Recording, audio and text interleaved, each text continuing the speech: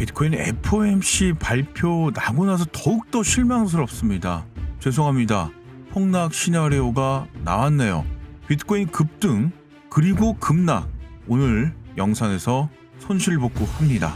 리플 갑니다. 결국에는 발표가 됐습니다. 그런데 참 재밌죠. 전일 새벽에 잠을 못 주무신 분들 많이 계실 텐데 기대감으로 엄청난 폭등이 일어났어요. 그런데 그런 말 있죠. 소문의 사고, 정보의 사실에 팔아라. 진짜 그랬을까요? 폭락이 나왔습니다. 발표하고 나서 바로 폭락 나왔고요.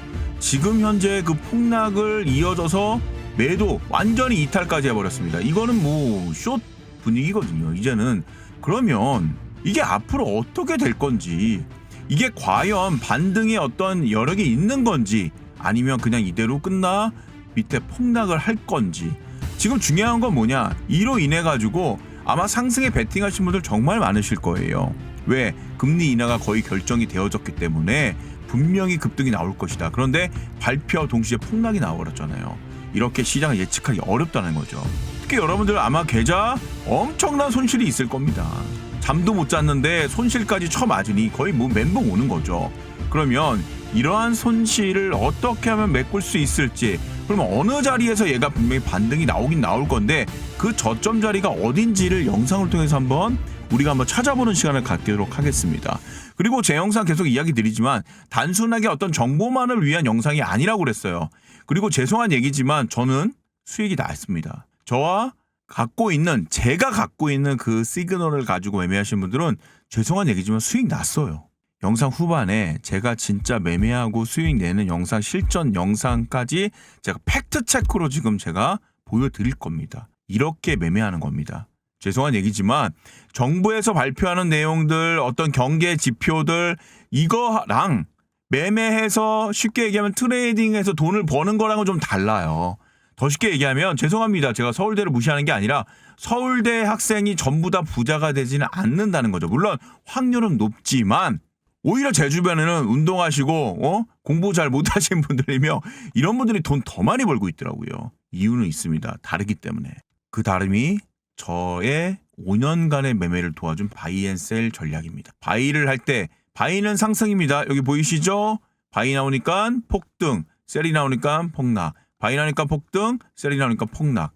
이렇게 폭등과 폭락을 정확하게 잡아낼 수 있다라는 거죠. 여러분들 제일 궁금해하시는 거 뭡니까? 저점이 어디고 고점이 어딘지 이게 궁금한 거 아니에요?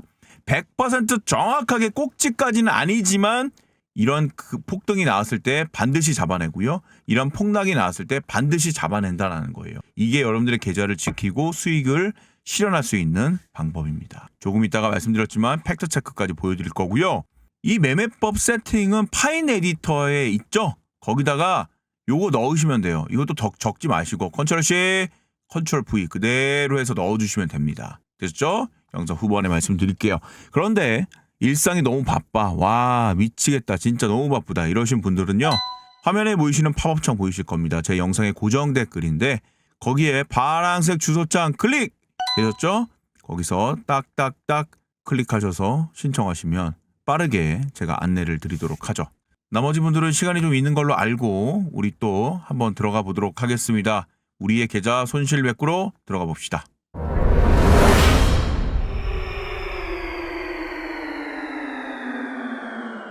결국 지금 입장에서 가장 신경 써야 될 것은 이제 FOMC 결과, 그것에 따른 이제 움직임을 우리가 잘 파악을 해야 된다는 거죠. 제롬 파월은 일단은 0.25bp, 0.25bp가 아니죠. 25bp라고 하고 이것을 0.25%라고 합니다. 금리 인하를 단행을 했어요. 그래서 시장에서 기존에 사실 금리 인하를 단행한다는 이야기는 거의 90% 이상 될 것이다 라고 얘기를 많이들 했죠. 그러면서 이 자리부터 90K 여기를 이제 지지를 받고 강하게 지금 상승을 엄청나게 만들어냈단 말이죠. 그래서 94K까지 거의 올라왔었단 말이죠. 결국 이것은 이제 기대감, 금리 인하에 따른 기대감으로 올라왔다라고 하면 그 다음부터 급격하게 하락이 나오고 여기서 완벽하게 하락으로 꺾어졌던 이유는 뭐냐면 금리 인하에 대한 기대감으로 올라왔던 게 요만큼 내려간 이 구간에는 진짜 그렇게 될까? 왜? 100%가 아니기 때문에. 그리고 또 하나는 금리 인하가 되긴 됐는데 4시 30분에 있을 제롬 파월의 기자회견에서 과연 매파적인 얘기를 하면 어떡하지? 즉 비둘기파적으로 앞으로도 더 금리 인하를 해야 될 것 같습니다라고 얘기를 안 하면 어떻게 하지라는 불안감. 그래서 여기서부터 여기까지 올라온 즉 90K부터 94K까지 올라왔던 부분들에 대해서 그런 불안감을 느끼는 하우스가 있었단 말이죠. 그러면 이 사람들은 그래 일단 안전하게 절반이라도 일단 조금 정리를 해보고 가볼까? 라고 해서 딱 이렇게 절반 정도의 매도 물량이 나온 것 같아요. 올라간 것에 따른 절반 정도의 매도가 나오면서 차익 신호에 드러났다는 거죠. 그리고 나서 이제 본격적으로 이제 오늘 밤 여기서부터 이제 나스닥이 열리기 시작합니다. 이 자리부터 이제 또 나스닥이 금리 인하에 대한 기대감으로 계속해서 슈팅을 해서 올려줍니다. 그러면서 전 고점까지 일단 다시 만들어놔요. 왜 여기서는 이 50%의 수익 실현한 이 A라는 어떤 하우스가 있다라고 하면 여기서부터는 B라는 새로운 하우스가 들어오면서 이 기대감을 끌어올렸던 거죠. 그런데 발표가 됐습니다. 역시 예상대로 4시에 FOMC가 드디어 25bp를 인하를 단행을 합니다. 근데 문제는 뭐냐면 그 이후에 4시 30분에 발표 이후에 기자들의 회견에 대한 내용이 문제가 됐던 거예요. 그 내용이 문제가 되면서 급격한 하락이 이루어진 겁니다. 뭐라고 답답했냐면 이번에 이제 금리 인하하고 나서 앞으로 좀 어떻게 할 겁니까? 라고 이제 물어봤어요. 그랬더니 이렇게 대답을 하는 거예요. Additional cut at uncertain. 파월은 이번 인하를 두고 이번이 끝일 수 있다라고 얘기한 거예요. 가장 듣지 말아야 될 얘기를 해버린 겁니다. 금리 인하 이후에 다음에도 금리 인하에 대한 어떤 룸을 열어줘야 되는데 아예 잘라버렸어요. 추가적으로 uncertain 이것을 끌 수 있는 것은 마지막에다 컷 추가적으로 나올 수 있는 건 아예 그냥 딱 잘라버려서 없다라는 거예요. 그래서 사전에 결정된 노선이 없다. 사전에 얘기한 것이 없다. 대화 나눈 것도 없다라는 태도를 분명히 했다라는 거예요. 이거는 다음번에 우리 1월 달에 또 금리 인하 단행이 있는데 이때는 금리 인하 안 하겠다는 얘기입니다. 그걸 아예 못을 박아버린 거예요. 그러면 결국엔 여기서부터 제가 지금 포괄은 여기서부터 여기까지 올라온 이 부분은 즉 90K부터 94K는 뭐냐? 금리 인하에 대한 기대감. 그리고 여기서 안착하고 추가적으로 날아가야 되는 것은 매파적이냐 비둘기파적이냐 요 내용들이었다는 거죠. 근데 매파가 나왔어. 그럼 어떻습니까? 급락. 그럼 결국 90K부터 94K 올라갔던 것은 25bp의 인하에 대한 기대감이 아닌 거죠. 어디서부터 인하에 대한 기대감이냐? 쭉 당겨봅시다.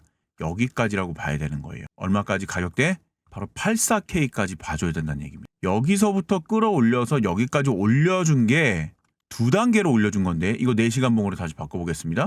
박스를 그어보죠. 여기서부터 여기까지 올라갔던 게 25bp에 대한 내용이에요. 그리고 여기서부터 여기까지 올라간 거 제가 정확하게 말씀을 좀 드릴게요. 84K부터 올라가기 시작해서 90K까지 갔던 게 요게 이제 25bp에 대한 기대감으로 올라간 거고요. 반대로 이 90K서부터 94K까지 올라간 이 부분 여기가 A라고 하면 여기 B 구간 같은 경우에는 매파에 대한 비둘기파에 대한 기대감이었던 거죠. 그러면 일단은 25bp가 단행이 되었다. 그럼 여기 가격이 지금 맞다는 거예요. 그 기대감을 이만큼 올려준 거는 최대치로 올려준 겁니다. 사실. 그리고 지금 90K부터 94K까지 올라가야 되는 비둘기파적인 내용들은 아예 이제 사전에 끝났어요. 1월 달까지 여기가 올라갈 수 있는 확률이 매우 낮다라는 겁니다. 이해 가시죠? 그래서 사실상 90K를 지붕으로 한 밑에 단에서 움직일 확률이 당분간은 높을 것이다 라고 판단을 하셔야 될 것 같아요. 단 이런 경우는 있습니다. 뭐냐? 그것 외에 지금 QE도 일부 한다고 발표를 했거든요. 이 QE가 생각보다 강력하게 나오고 이것이 시장에 강력하게 적용이 된다라는 가정 1번. 자, 두 번째는 이것은 비트코인 내에 우리 암호화폐 시장 내에 아주 큰 이벤트인데 바로 ETF에 대한 이벤트예요. 그것도 대한민국 사람들이 가장 좋아하는 XRP ETF에 대한 이벤트입니다. 이 친구가 저는 사실상 조금 더 파이팅이 있다고 보는 이유가 사실상 비트코인이 1천만 원, 2천만 원일 때 스팟 ETF가 성공이 되고 나서 거의 2억 원을 가까이 달리고 있었던 거 아니겠습니까? 저는 이것을 8배에서 10배, 즉 10배거 정도의 수준으로 올려준 주역이 누구다? ETF다. 그러면 뭔가 새로운 바람이 들어와야 되고 신규 시장에 대한 신규 자금들이 들어와야 되는 지금 시점에서 XRP ETF가 줄 수 있는 파급력은 매우 높을 것이다. 이유는 뭐냐? 첫 번째, 대한민국 사람뿐만 아니라 XRP ETF는 글로벌 넘버 5 안에 들어가 있는 메이저 코인의 자금이 ETF를 통해 더욱더 풍부하게 들어온다는 거죠. 따라서 이 시장 자체가 엄청나게 확장이 될 것이다. 그리고 두 번째, XRP ETF가 성공이 되면 나머지 우리가 알고 있는 알트들의 ETF가 굉장히 빠른 속도로 본격화가 될 겁니다. 뭐 대표적으로 솔라나가 있을 것 같고요. 뭐 에이다도 있을 것 같고요. 여러분들이 사랑하고 좋아하는 도지도 있을 겁니다. 이렇게 줄줄이 ETF의 승인을 기대하고 지금 신청하고 있는 것들이 이러한 것들이 새로운 바람을 일으키면서 엄청난 자금들이 암호화폐 쪽으로 쏠릴 거예요. 그러면 제가 그런 얘기 했었죠. 이렇게 사거리가 있다라고 하면 여기가 누가 투자를 해서 원래는 100억짜리인데 얘가 200억이 돼버렸어요. 근데 얘네는 별로 얘보다 위치가 안 좋아. 뭐 70억, 뭐 80억, 심지어 얘는 60억 요 정도 수준밖에 안 돼요. 근데 얘가 200억으로 올라가면 얘는 어떻게 되죠? 못해도 100억 이상은 갑니다. 최하. 맞죠? 제 얘기 맞습니까? 그렇기 때문에 효과가 있는 거죠. 풍선 효과라고 해야 되나? 주변에 있는 것들도 같이 올라갈 수 있는 효과를 바로 ETF라는 것에 통해서 될 것이다. 지금 현재까지의 XRP ETF에 대한 상장 간단하게 좀 정리를 해봤는데 XRPC 카나리 캐피탈이죠. 나스닥에 상장 성공했습니다. 여기로 지금 자금 쏠린다는 거 알고 계실 거고요. EGXRP라고 해서 프랭클리 템플턴에서 만든 것은 11월 8일 코비드 BGX에 상장됐어요. 됐습니다. XRP-R 렉스 오스프레이는 9월 18일에 이미 상장됐고 근데 여기서 조금 아쉬운 게 있어요. 이렇게 보면. 뭐죠? 너무 작아. 네, 규모 자체가 너무 스몰입니다. 누가 들어와줘야 되냐? 블랙록이 들어와줘야 돼요. 블랙록. 블랙록이 들어오는 순간 이 판은 메이저 판으로 바뀌는 겁니다. 사실상 2024년도 1월 11일 날 비트코인 스팟 ETF가 가장 강력하게 작용이 됐던 가장 큰 이유는 블랙록이 들어왔기 때문이에요.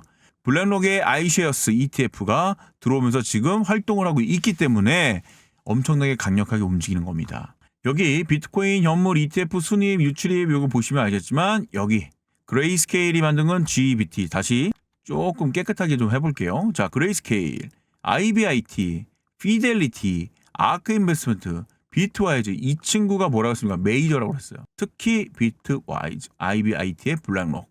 이 친구의 변화에 따라서 시장이 변한다고 그랬습니다. 최근에 이 친구의 변화가 조금씩 플러스로 바뀌었기 때문에 시장 자체가 플러스로 바뀐 거지 한동안 마이너스로 계속 있었을 때는 계속해서 지속적인 하락이 일어났다는 거죠. 결국 중요한 것은 이런 친구들이 통과가 돼서 본격적으로 메이저로 매매가 돼줘야 된다는 겁니다. 그래서 어쨌거나 제가 정리를 하자면 앞서 보여드렸던 QE의 본격화 그리고 ETF의 승인을 통한 시장 자체의 활성화 이게 가장 중요하다는 겁니다. 그래서 지금 현재로서는 죄송한 얘기지만 90K를 말이죠. 지붕으로 보고 이 하단에서 매매를 하는 것이 맞을 거라고 보고 있고요. 결국 지금 자리라면 무슨 포지션? 숏 포지션을 대응하시는 게 맞을 것 같습니다. 그리고 또 하나 그건 그거고 이건 이거지 이것과 매매하는 것과는 관계가 있다고 그랬습니까? 없다고 그랬습니까? 큰 틀에서 관계는 없어요. 왜? 이 안에서 엄청난 바이와 셀이 등장을 하면서 저점과 고점을 잡아낼 수 있기 때문입니다. 지금 보시는 이 바이 앤 셀 전략은요. 90% 이상 타점이 맞는다고 말씀드렸어요. 자 보십시오. 여기 급락 직전에 뭐가 나 있습니까? 셀이네. 내려간다고 표시를 해주고 있죠. 자 그리고 나서 바닥 따지고 급등 직전에 뭐가 나옵니까? 바이네 올라가는 게 나오고 있죠. 급락 직전 셀. 제가 진짜로 지금부터 이걸 가지고 매매를 한 거 실전 매매를 제가 보여드리려고 하는데 여기서 셀 버튼 지금 등장한 걸 가지고 제가 매매를 한 겁니다. 제가 매매할 때는 아침에 매매를 했고요. 오늘 영상은 편집을 하고 뭐 하다 보니까 저녁에 업로드가 되기 때문에 아침에 실전 매매한 것을 지금부터 보여드리도록 하겠습니다. 한번 보실까요? 자, 그래서 실전 매매 한번 보여드리겠습니다. 여기 보시다시피 S 숏 버튼 진입한 거 보이실 겁니다. 왼쪽 좀 보시면 비트코인 선물 10배를 했고요. 요즘 변동성이 너무 크다 보니까 10배 정도만 했습니다. 들어간 금액은 여기 보시면 16 정도 들어갔고요. 진입한 가격은 91679로 들어갔습니다. 현재 숏 포지션 수익 조금 나고 있는 상황이고요. 자, 진입한 이유 아까 말씀드렸지만 여기 보시다시피 셀 버튼이 등장을 했어요. 그쵸? 하락에 베팅을 하는 겁니다. 그래서 과감하게 진입을 했다라는 거 보여드리겠습니다. 그 이유 어떻게 됐습니까? 보시다시피 급락을 통해서 지금 수익 중에 있다라는 거죠. 그래서 지금 계속해서 지금 수익이 잡히고 있는 상황이고요. 요 정도 시점에서 일단 파란색이 좀 보이기 시작해서 닫아보도록 하겠습니다. 수익 실현 좀 해보겠습니다. 이렇게 전체적으로 해서 수익 실현 가격대는 뭐 이 정도로 그냥 하죠. 뭐 예. 어차피 수익이 났으니까 클로즈드 숏을 통해서 수익 실현하겠습니다. 네, 그래서 이제 체결이 확실하게 좀 됐죠. 그래서 여기 보시면 10배 USDT 클로즈드 61.05 USDT 1.46% 수익 난 걸 볼 수가 있습니다. 요거 조금 팩트 체크 좀 해볼게요. 이렇게 해서 결국 이제 신호로 인해서 간단하게 수익을 낸 걸 좀 보실 수가 있어요. 그래서 이렇게 야금야금 좀 수익을 내시면 짧게 가져가길 원하시는 분들은 지금 보시다시피 뭐 3분봉 뭐 이런 것도 있습니다. 짧게. 근데 나는 이거는 너무 빠른데요. 걱정하지 마십시오. 30분봉 있습니다. 이렇게 보이시죠? 30분봉도 여전히 여기 보면 셀 버튼이 등장한 걸 볼 수가 있습니다. 그래서 중요한 것은 이거예요. 뭐냐면 결국은 매매함에 있어서 기준을 내가 잡고 해야 된다. 기준이 없어버리면 여러분들 매매하는 게 굉장히 어렵습니다. 그래서 이렇게 여러분들께 좀 보여드리려고 했고 지금 조금 더 내려갔죠? 아마 여러분들은 더 잘하실 거라고 좀 보고 있습니다. 그래서 이 매매법을 통해서 오늘도 일단은 뭐 저녁값 정도 되겠죠. 이 정도면 한 8만 원 정도 되나요? 이렇게 짧게 해서 수익을 좀 낸 걸 보여드리고 있습니다. 이렇게 수익을 내면서 계좌 불리길 원하시는 분들은 화면 우측에 보이시는 파인 에디터 소스가 보이실 겁니다. 이거 하나하나 뭐 적을 필요 없고요. 컨트롤 C, 컨트롤 V 해서 여러분들의 트레이딩 뷰 파인 에디터에다가 이 소스를 그대로 갖다 붙이면 지금 보시는 이 신호가 그때마다 정확하게 뜨는 거를 보실 수가 있을 겁니다. 여러분 계좌 혹시 손실 중이십니까? 어려우십니까? 5년간 아무 문제 없이 큰 수익을 그때마다 가져준 이 바이 앤 셀 전략 가져가셔서 이제부터는 손실 계좌 플러스 계좌로 만드시길 바라겠습니다. 오늘 영상 팩트 체크까지 해드렸습니다. 여기까지 하겠습니다. 리플가였습니다.